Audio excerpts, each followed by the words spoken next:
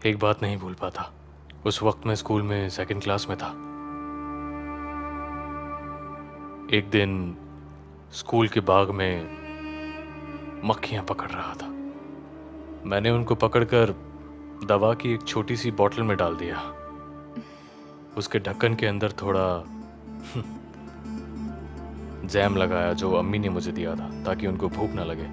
फिर ढक्कन को कस के बंद कर दिया और बोतल को घर ले आया। उसको अपने बेड के पास रखा। उनको रात भर देखता रहा। मुझे अभी याद है उनके पंखों के फड़फड़ाने की आवाज। अगली सुबह उठा, उठते ही उस बोतल को देखा। कोई हरकत नहीं थी। बोतल को हिलाया कि शायद वो फिर से जिंदा हो जाए, और फिर रोने लगा क्योंकि मैंने मौत को पहली बार देखा था। मैं उस बोतल को लेकर बाहर बाग में गया। मैं मिट्टी खोद रहा हूं और साथ में दुआ मांग रहा हूं, प्लीज फिर से जिंदा हो जाओ। मैं चाहता हूं तुम उड़ो, बारिश हो रही है। रोते रोते मिट्टी को खोदता रहा। फिर मैंने अखबार का एक टुकड़ा लिया, उन सब मक्खियों को एक एक करके अखबार पर रखा और उसे अच्छे से मोड़कर दबा दिया। फिर जैसे बच्चों का दिमाग होता है, अगले दिन उसको देखने का मन किया तो जमीन खोदी, अखबार को बाहर निकाला।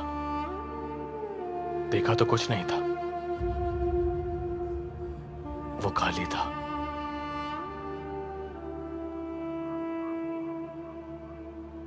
मुझे लगा मेरी दुआ कबूल हो गई, वो जिंदा हो गई है।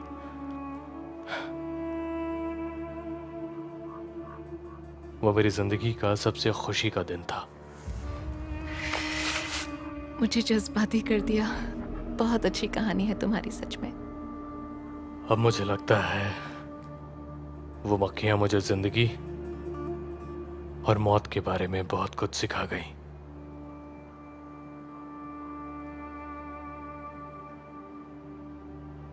उस दिन के बाद से मैंने किसी मक्खी को, किसी कीड़े को बिल्कुल नुकसान नहीं पहुंचाया। बचपन की कुछ बातें हमारे दिमाग पर गहरा असर डालती हैं। तुम्हारी ये बात बिल्कुल सही है। जब मेरी अम्मी की मौत हुई तो मुझे लगा कि एक बार फिर से वही चमत्कार होगा।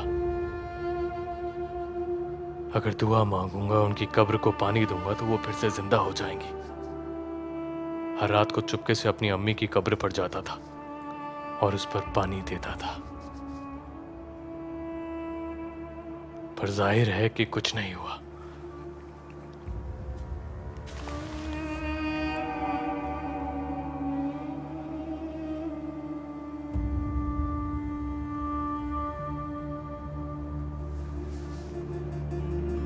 अब चलना चाहिए वरना देर हो जाएगी। चलना चाहिए।